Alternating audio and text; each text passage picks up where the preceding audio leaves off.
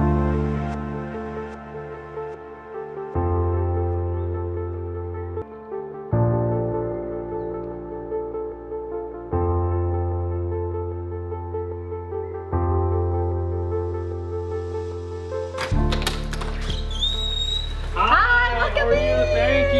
so glad you're here. Thank you for having me. Of course. Hello everybody and welcome to another episode of Food and Real Estate, where one feeds the soul, the other one feeds the bank account. And today I'm here none other than a dear friend of mine, which I had the pleasure of knowing for a few years, Thai Nguyen. Thai, welcome. Nice to meet everyone. My name is Thai Nguyen and I am a real estate broker at EXP, and we've been friends for, I would say, over 7 years now. Yeah. Something like that, yeah. So thank you for having me. Of course, I'm glad to have you at my house. Yeah. And never had anybody cook Indian food in my house, so I'm very excited about it. Have you ever had anybody cook food for you? Yes, all the time. All right. I thought I was going to be the first one. My husband cooks all the time. So quick question for you as we get started. Okay. How do you get started in real estate? My dad was building his very first house with his partner. And it was actually a house we lived in, and there was an extra lot in the back. Wow. And my dad started building the house in the back, and I just got so excited about the whole process, about real estate and construction. And during that time, I was still in college, going to school. I always wanted to be a nurse to take care of people. And just watching him through that, kind of changed the directory of what I wanted to do and into business. I knew that in nursing I had a cap and had a ceiling. With real estate, there was no limit. The sky's the limit. And over time, that just kept coming back to me over years of being in the medical field. And finally I made that transition to just go cold turkey and full-time real estate agent. Wow, when was this? I would say this was about 21 years ago. Wow, 21? Very long time. I thought you were like 21 or something. Okay, keep drinking your wine. Right. So 21 years ago you started on this journey, and then so how are you able to focus still as you're going through real estate? How are you able to maintain focus? I just love what I do, and I'm always looking for unique ways to help a client. Just a non-traditional way. Right. And watching someone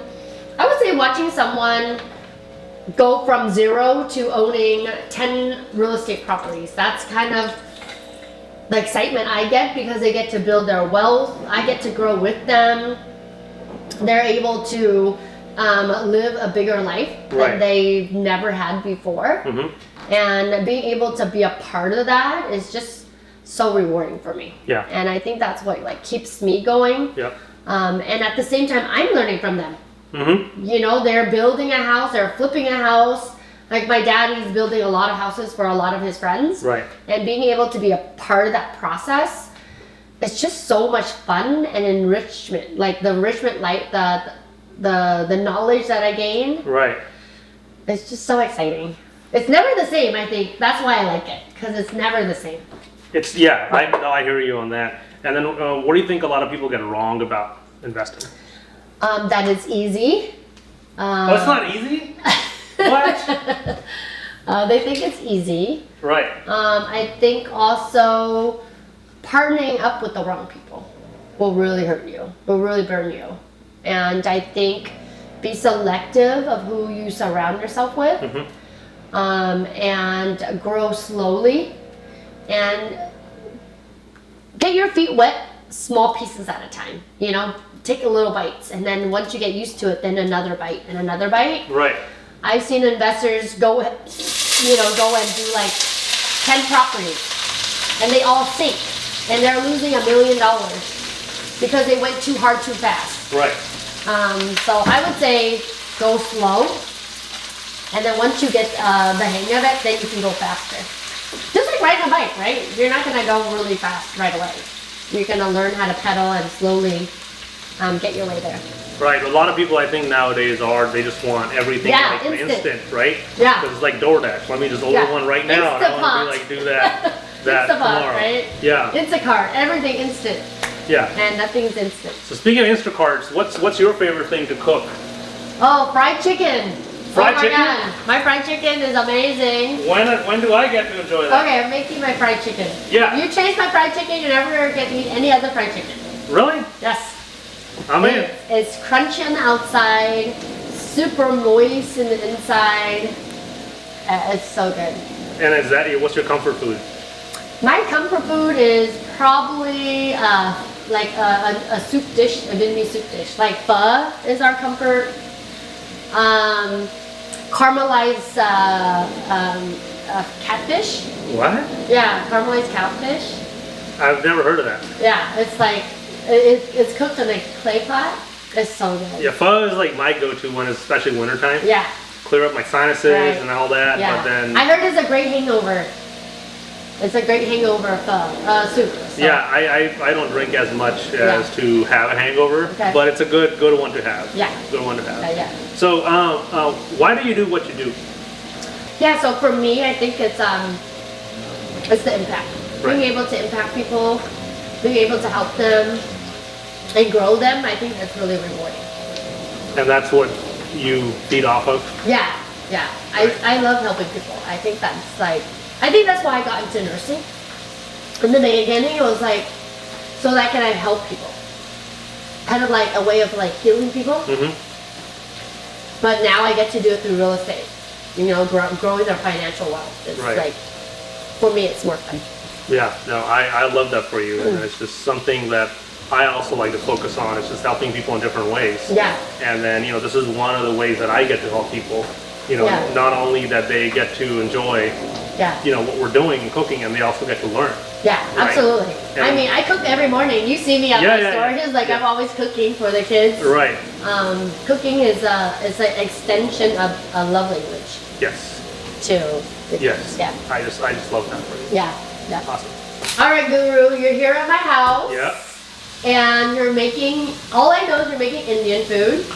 So tell me what you're making, and then a little history about it. Sure. So what I'm making for you today is the traditional Indian dish, the traditional chicken curry. Oh, okay. Yeah, they might be having these at some restaurants, but more than likely it's like infused. We're making chicken tikka masala or butter Right. chicken, but Right. this is the traditional Indian curry that you'll get if you went back to the homeland. Ooh.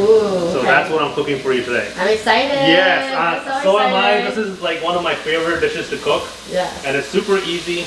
So currently we're just getting the onions along with garlic, Okay. and then we have cinnamon stick in here. Okay. We have cloves in here.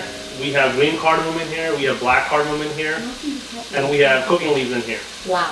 Right. So we're just waiting for the onions to caramelize, and once they're done, we will then introduce tomatoes, ginger, chili, Okay. and have that kind of like mixing all well. And then we have a lot of dry spices. Oh my And god. I'll bring the rack here so you can kind of like do a Okay.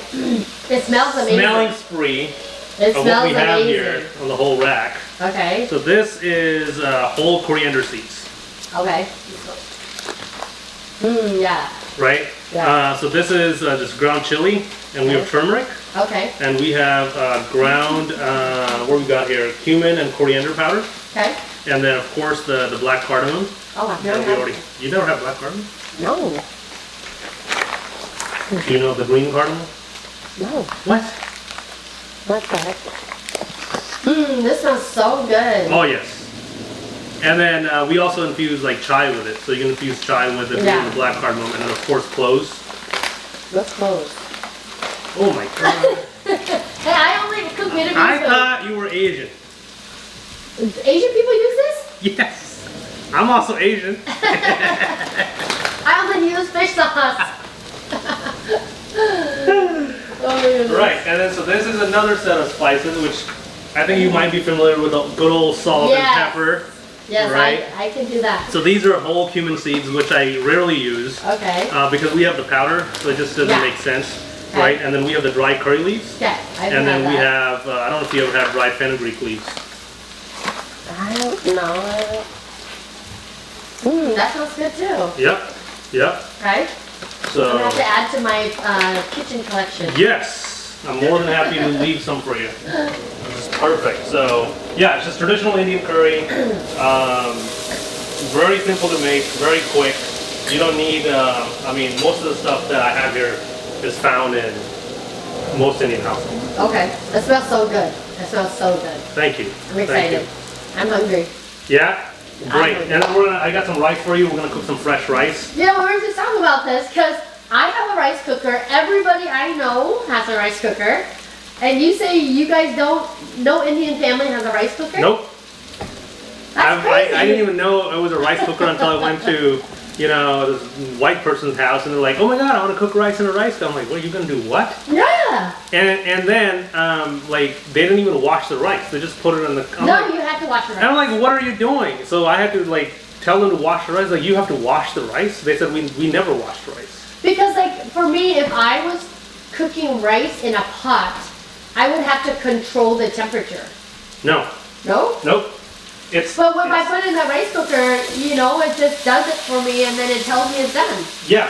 So basically. But you have to watch it. What if the rice burns? No, it's not gonna burn. It's just it's a very simple recipe. You wash the rice, and then I like to use 1 part rice, 1.5 part water. I just use my finger. Have you had the Yeah, you can use your finger method. And then the line? Yes. Okay. But easiest thing to do is 1 part rice, 1.5 part water. And you can use any utensil, it doesn't matter. You can use a mug, a bowl, whatever. So if you're cooking 1 bowl of rice, it's 1.5 bowls of water. Oh, okay. Very I just do 3 cups and then I do the 4 lines. Yeah, so you can do 3 cups of rice and then 3.5 cups of water. Yeah. I know. It's dummy proof actually, so.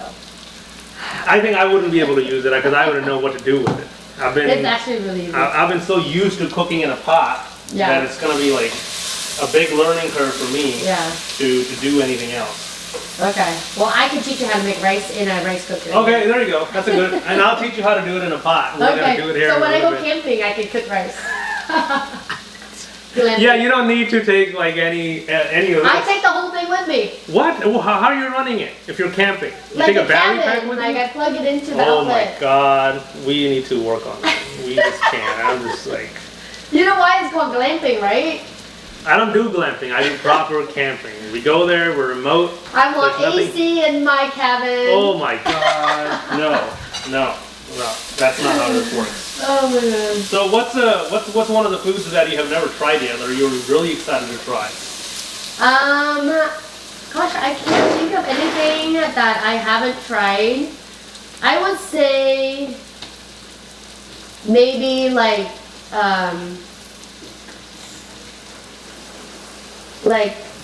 European, maybe You're what? Do you have anything in mind?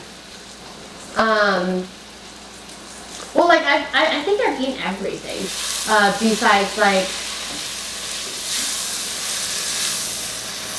well, I don't know of any other food that. What about any African dishes, like Ethiopian, Somalian? Okay, so I don't know if I told you, but I used to work at an Ethiopian restaurant. What? Yeah.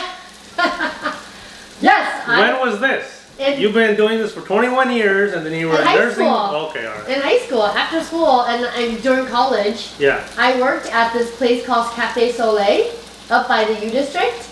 And in the morning, it's a French cafe, and at night it was an Ethiopian restaurant because the owner was Ethiopian. And I would prep the injera bread, and I would prep all of the vegetables for her. Right. And I loved it. What? Yeah. So something you didn't know about me. No, I wouldn't. I mean, it makes sense during college time, but no, I did not know about that. Yeah, I loved it. Interesting. So if you were just to eat 3 food items for the rest of your life, you can't have anything else. Okay. What would that be?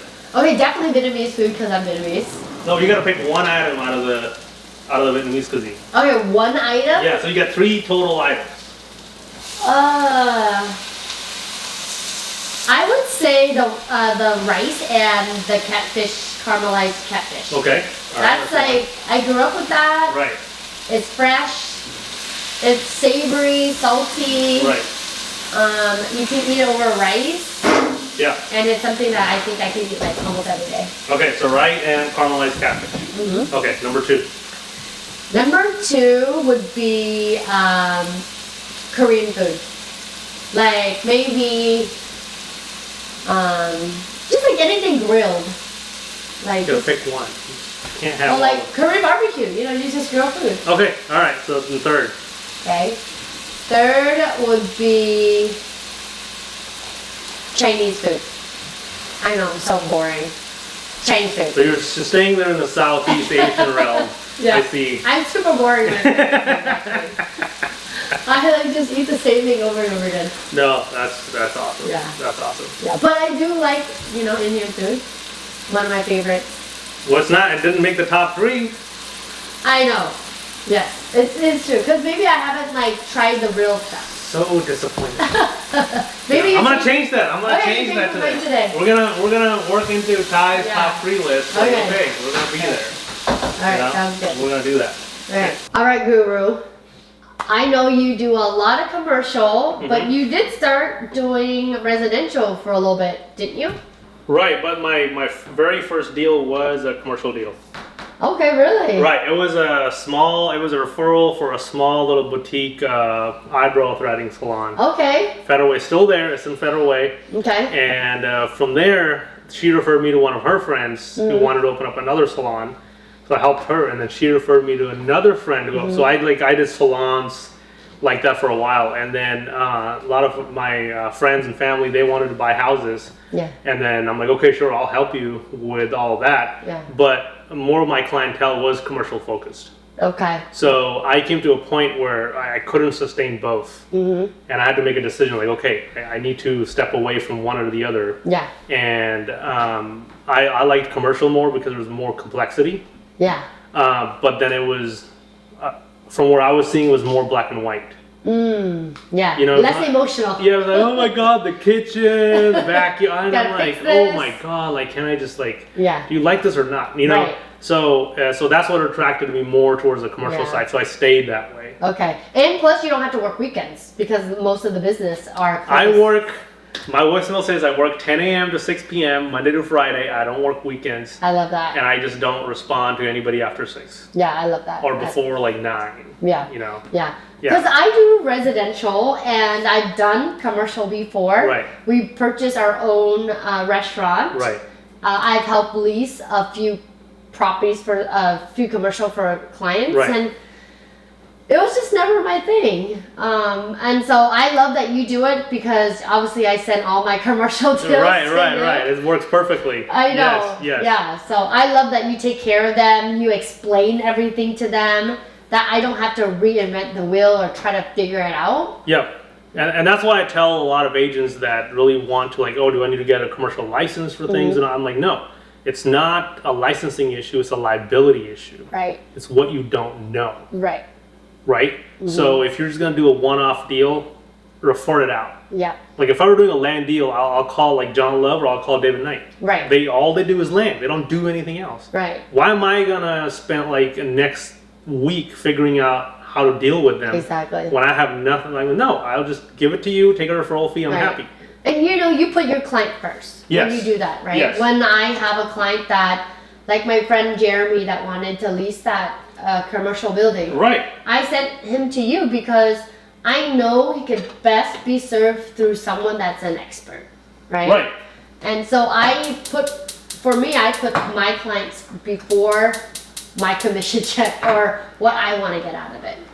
And I think at the end of the day, it's not what you can do, but what they can achieve out of it, Right.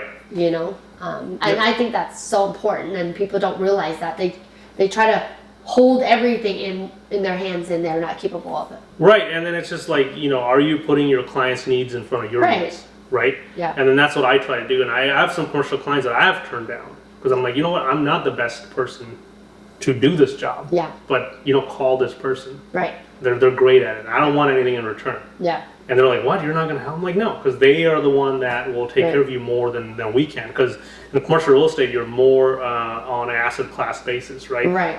It's all about your database. It's all about what are you focusing on. Yeah. And then I'd rather do that than anything else. Yeah, you're super good at it. I mean, you Thank found you. our commercial space for our office. Right. And that was quick too. Yeah. I mean, I think we only looked at Two Two? spaces. Yeah, yeah, yeah. Yeah, and I love that because we were looking for something that it was short term. Yes. Just in case we outgrew that space. Right. And a lot of other buildings didn't allow us to take only a 1-year lease. Right, and that's how it is with a lot of landlords, right? And then office is more or less struggling right now. Yeah. So they're open to like shorter leases because they're filling up the spaces and they're negotiating. Yeah. But a lot of landlords like 3 to 5 year leases because either when they're selling it or when they're refinancing it. Yeah. Their buildings are valued based on the value of their lease. Right? Yeah, correct. So they get a bigger value if you have a long-term leases in place, and if they're selling it, even better. Right. Because as a buyer, you want somebody who's been there for either a long time, right, or somebody who has a long-term lease. Because the turnover. Because of the turnover, right? Yeah. And you already know it's more expensive to replace a tenant than a retaining a tenant. Right, right. So I'd rather retain a tenant than replace a tenant. Right, that's true. Yeah. Right? So yeah, it's just been amazing. Yeah. So what has been your favorite project to work on, and why? I love a good fix and flip. As you can tell, I completely remodeled my house. Yes, just it looks for amazing. the sake of it. I love the transformation because I feel that a home is a sacred space, and that you should really love your space. You should feel excited to wake up and cook in your kitchen. And I feel like every home has an energy, a personality, and it should be loved. Right.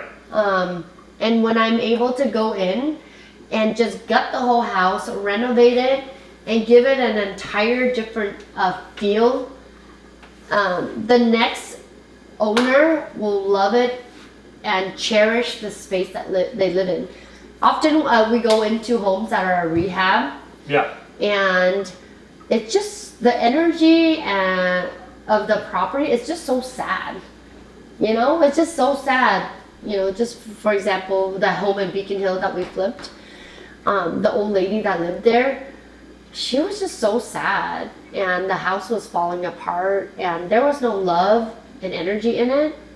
And when I walked in, I felt a sense of sadness in it. Yeah. And when we went in and she moved into a care facility, we were able to renovate the entire house, the landscaping, the exterior and the interior, and all the neighbors became even more happy because their value went up. They feel excited about the new families gonna come in and live there and truly live the house of its highest potential. Right. And I think that's where I get excited, just being able to flip a house and just change the energy of the house. No, I agree with you. So now, when you said, I did residential real estate, I now connect with that notion of the emotional connect. Yeah. Right, because I'm cooking, I'm cleaning, all that, and if I don't feel it, yeah, it's a house, but it's not a home. Right. Yeah. Right, and a lot of people oh, what's the difference? When you get in there, you'll feel it. You'll know, right? Yeah, you'll know. Totally. And then, so I understand it now, but back then I'm like, what are you talking about? Right. What do you, what do you mean? This is not, I mean, there's been houses where I walk in, the energy is so bad, I walk right out. I wouldn't even buy it. I don't even care about the location. Right. Because there's something about the energy in the house. Yes. That just spooks me. Right. I don't know if you ever experienced that. Oh yeah, I have. There are some places like that.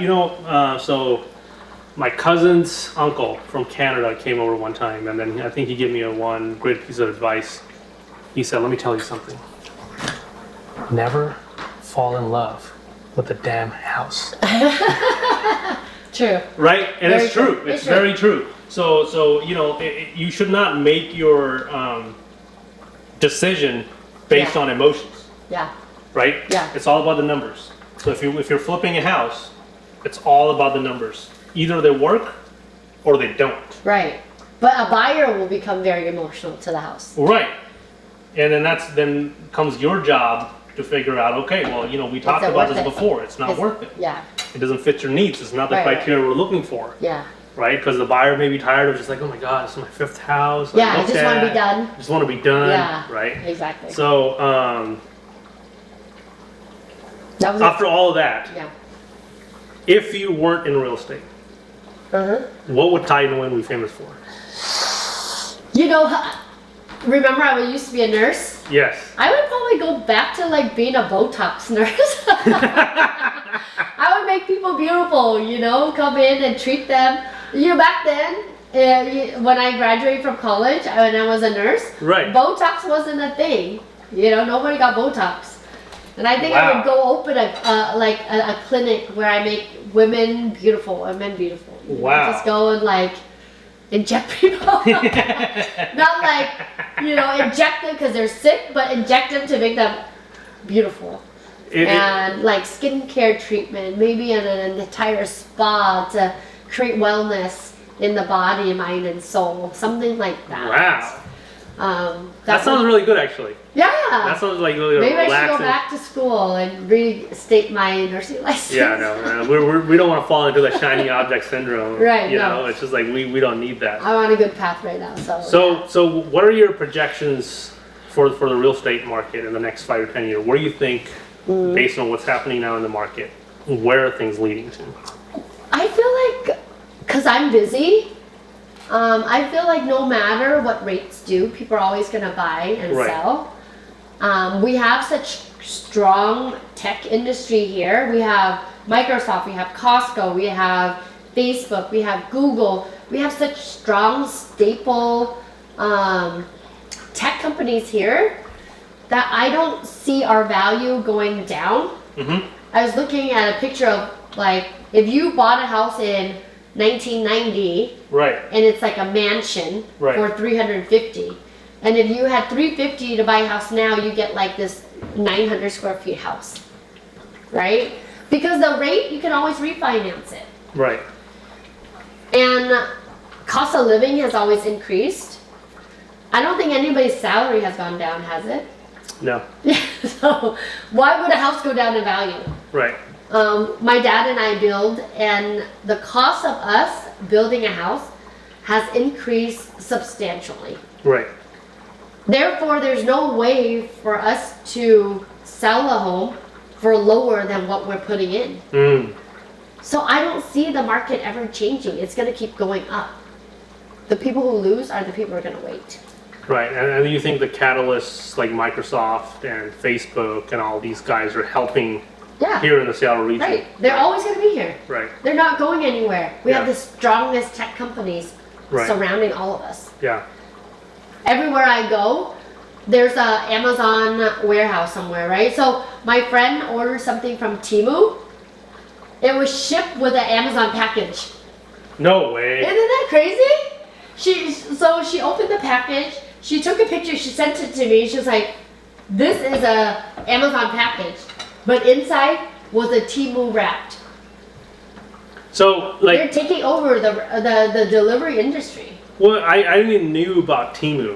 Like, so I'm like, I thought it was like a video series or something. No. And then I was like, no, it's like same thing like Amazon. So I'm like, what? It's like the Walmart of Amazon. Yeah. So technology is just like rapidly changing with all what's going on. And how do you think that's affecting real estate? You know, I think with that, it's just going to be bigger growth for our area. It's going to drive more people here. And now that all these tech companies demand their employees to be at the office, they're going to have to buy something to be able to commute to the office. Right. I had a client that lived in Portland, and they said that he can work indefinitely in Portland, and he works for Amazon. Well, he got notice that he has to go in the office. Right. And can you imagine driving from Portland to Seattle every day? And then so we end up looking for new construction, and there was nothing under $1 million that he liked on the like North and Bellevue East Side. So guess what? We had to go all the way to Marysville. And Marysville is selling, they're sold out. And all their homes are like $750,000, $800,000 for Marysville. It's crazy because I remember doing Marysville, a flip. $350,000. Yeah, I did a flip in Marysville, We bought it for like 300 and we sold it for like 500. Yeah. And it was like totally finished, upgraded Yeah. house in the neighborhood. No, they're in the 800s now. It's just absolutely crazy. So people are having to go further and further out, Yeah. right, to be able to live in Washington. Yeah. And Yeah. so I can't see values going down at all. Right. I see it going up, and if you keep waiting, you're gonna lose at the end. And if you can't afford a nice house, get a rehab, right? Get something that you're gonna fix over time. Correct. You're just gonna have to make sacrifices. Yeah, everybody Yes. wants a dream of moving into a luxury, beautiful home, but if that's not the case, then just move into something that you could fix over time. Mm-hmm. And then remember that your first home is not your forever home. Right. And people forget that, right? Yes. The first home is not your forever home. Right. It's just like get your foot in the door and then work on Absolutely. everything else later. Yeah. All right. So bringing back to food, you were asking about the rice. Yes, okay. So we got like so we have 1 part rice, 1.5 part water. Only thing I added was olive oil and salt. Oil and salt. Yep. So we wait for the water to dry out, Okay. and then once it's almost dry out, which it's almost there, Okay. we're gonna cover it for 11 minutes. Oh, We're okay. gonna turn the heat off and cover it for 11 minutes. What does the salt do to the rice? It's just for taste. There's nothing. Okay. The oil is some there to it doesn't stick, Oh, okay. right? Okay. But the salt is just for flavor, just Okay. extra flavor for the rice. Okay. And then so once it's all dried out, we're gonna cover it. We'll put a timer on for 11 minutes, Okay. and then after 11 minutes, that rice is ready. But if you want the rice to, let's say, be a sticky rice, then you can go to the 12th minute mark. And then that same rice, because of the steam that it's gonna collect, it's gonna be, So wait, you turn off? yep, we turn it off. The water's gone, the water's evaporated. So now we're gonna let the steam do the work. And we're gonna tell Siri, set an 11-minute timer for rice. Interesting. And then we get 11 minutes left. Wow, okay. And then that's it. All right, I'm You gonna can have to pick try that when I glamping. any pot, you can just doesn't Okay. have to, yes, it Okay. is. So yeah, it's very simple. I don't even know how to use, like, I don't need that. Hey, I mean, you just wash it 3 times and then you just. No, you wash it 7 times, Ty. No, you don't wash it 7 times. You wash it 7 times. You don't need Three- to wash it 7 times. Yes, you do. 3 times, mix it really well, you're good. 7 times. You know, in Vietnam, they used to take the rice and then they drain it and they take that water and then they cook it and they drink it. They say it's good for you. I have heard that. I have heard that before. I've never done it, but I've heard it. I have not done it because Yeah. I'm like, there's a reason I'm rinsing it, bro. Like, I need all that stuff out of here. I'm not gonna rinse Well, it like, and drink where do you it. think rice wine came from?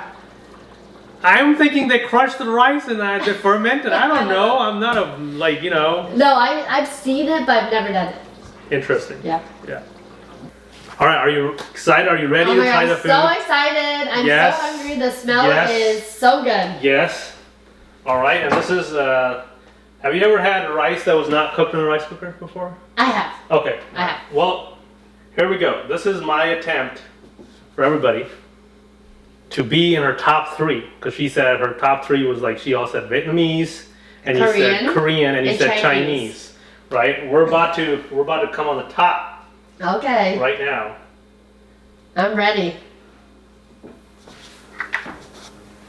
I am. Woo! Look at this color. Would you like it on the rice or on the side? On the rice. Is that normally how you serve it? Yep. On the rice? On the rice. Okay. And then I'll give you Ooh, more that's gravy. Amazing. Look at that. I'll get you a spoon. That smells amazing. Okay, this right here. All right. All right. Oh my God. I'm so Let's excited. see. It's gonna be hot, so just be careful. Okay.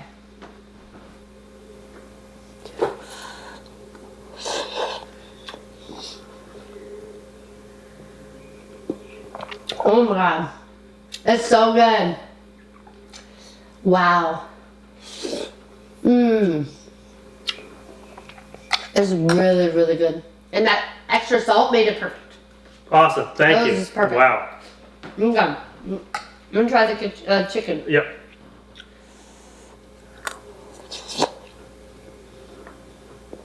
Mmm.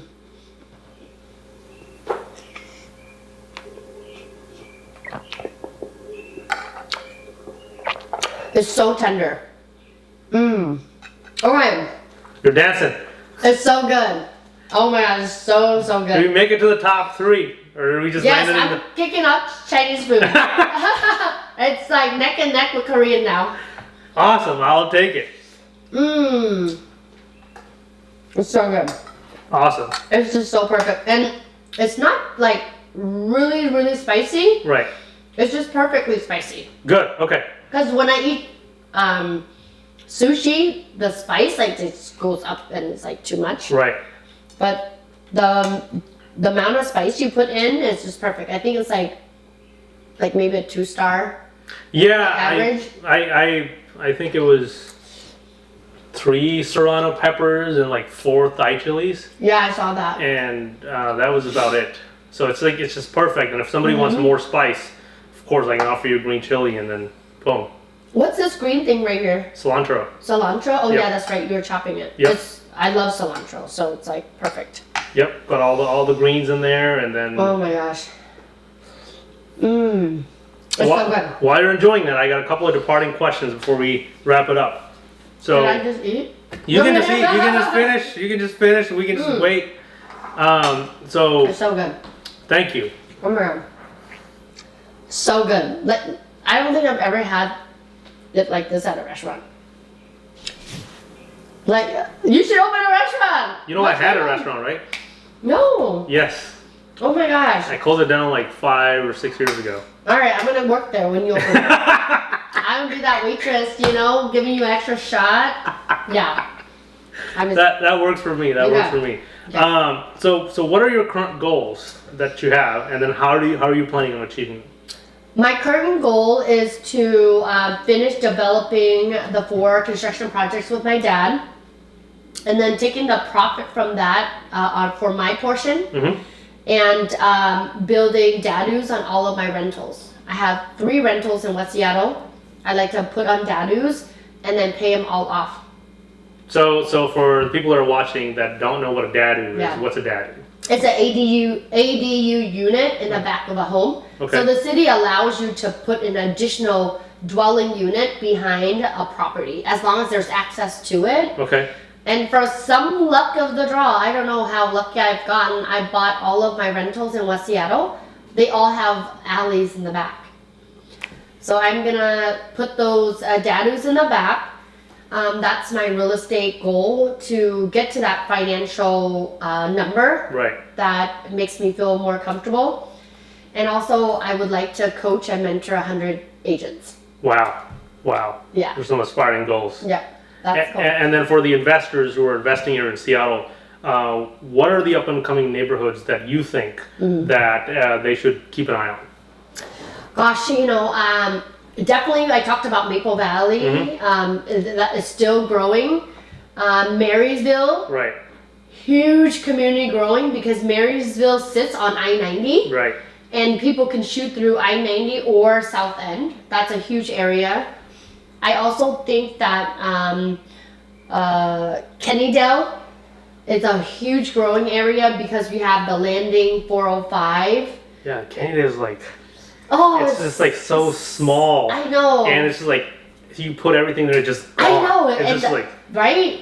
It's such a great location. right. I think Kennydale is the gem of the east side that's, if you can't afford Bellevue Right. or Lakemont or Somerset, you come down to Kennydale, you're still on Lake Washington, Right.